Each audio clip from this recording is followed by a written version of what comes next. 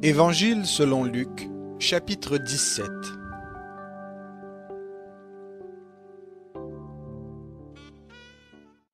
Jésus dit à ses disciples, « Il est impossible qu'il n'arrive pas des occasions de chute, mais malheur à celui par qui elles arrivent.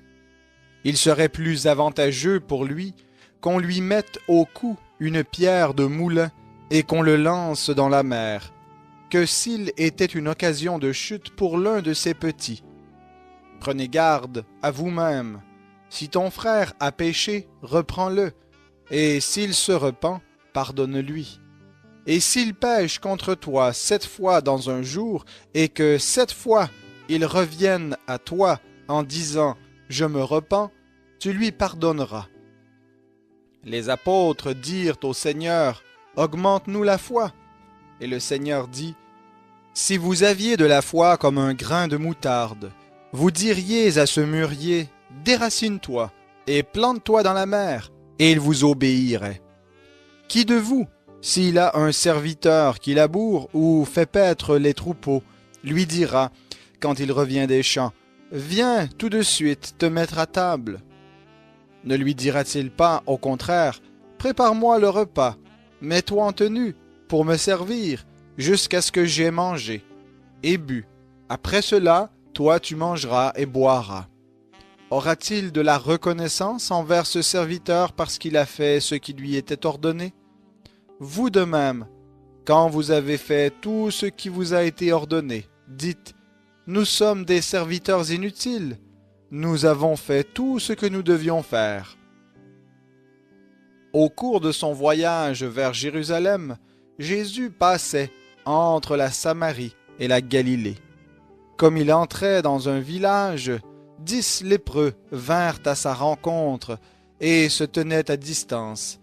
Ils élevèrent la voix et dirent « Jésus, Maître, aie pitié de nous. » En les voyant, il leur dit « Allez vous montrer au sacrificateur. » Et pendant qu'ils y allaient, il arriva qu'ils furent purifiés. L'un d'eux, se voyant guéri, revint sur ses pas et glorifia Dieu à haute voix. Il tomba face contre terre aux pieds de Jésus et lui rendit grâce. C'était un Samaritain. Jésus prit la parole et dit, « Les 10 n'ont-ils pas été purifiés? Mais les 9 autres, où sont-ils? Ne s'est-il trouvé que cet étranger pour revenir et donner gloire à Dieu? » Puis il lui dit, « Lève-toi, va, ta foi t'a sauvé. » Interrogé par les pharisiens pour savoir quand viendrait le royaume de Dieu, il leur répondit, « Le royaume de Dieu ne vient pas de telle sorte qu'on puisse l'observer. On ne dira pas, voyez, il est ici ou il est là, car voyez, le royaume de Dieu est au-dedans de vous. » Et il dit aux disciples, « Des jours viendront où vous désirerez voir l'un des jours du Fils de l'homme, et vous ne le verrez pas. On vous dira, il est ici, il est là. N'y allez pas, et n'y courez pas. En effet, comme l'éclair resplendit et brille d'une extrémité du ciel à l'autre, ainsi sera le Fils de l'homme en son jour. Mais il faut auparavant qu'il souffre beaucoup et qu'il soit rejeté par cette génération. Ce qui arriva au jour de Noé arrivera de même au jour du Fils de l'homme. Les gens mangeaient, buvaient, se mariaient, étaient donnés en mariage jusqu'au jour où Noé entra dans l'arche. Le déluge vint et les fit tous périr. Il en sera comme au temps de Lot. Les gens mangeaient, buvaient, achetaient, vendaient, plantaient, bâtissaient. Mais le jour où Lot sortit de Sodome, une pluie de feu et de soufre tomba du ciel et les fit tous périr. Il en sera de même le jour où le Fils de l'homme se révélera.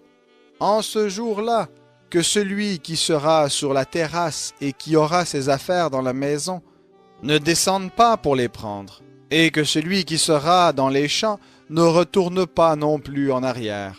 Souvenez-vous de la femme de Lot. Celui qui cherchera à préserver sa vie la perdra, et celui qui la perdra la retrouvera. Je vous le dis, en cette nuit-là, de deux personnes qui seront dans un même lit, l'une sera prise et l'autre laissée. De deux femmes qui moudront ensemble, l'une sera prise et l'autre laissée. De deux hommes qui seront dans un champ, l'un sera pris et l'autre laissé. Les disciples lui dirent, « Où sera-ce, Seigneur ?» Et il répondit, « Où sera le corps, là s'assembleront les aigles. »